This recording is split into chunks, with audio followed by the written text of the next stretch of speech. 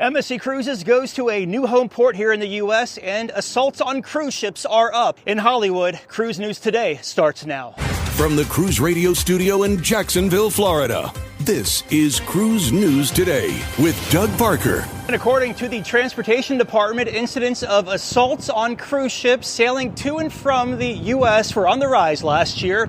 Now, from January to September of 23, the FBI received over 36 reports of assaults. Now, while these incidents represent less than 1% of the total number of passengers that cruise a year, assaults continue to be the most commonly reported crimes on cruise ships.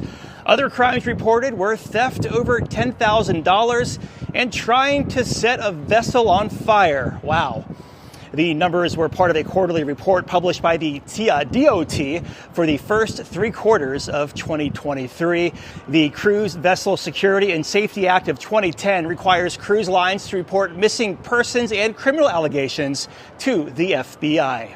MSC Cruises has announced that it'll home port one of its Seaside class ships, MSC Seascape, in Galveston, Texas, starting next November.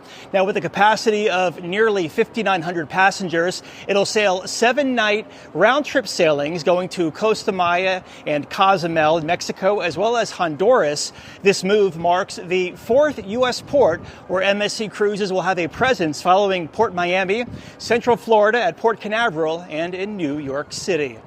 And the photo of the week this week comes from Jim Carnival Valor. Here you can submit yours, Doug at cruiseradio.net. Love this photo here, Jim. Just remember, all photos are subject to broadcast. And cruise line stocks were down on Thursday. Carnival Corporation down 1.4%, 17.53. Royal Caribbean down slightly, 123.42. And Norwegian down 0.5%, 17.51.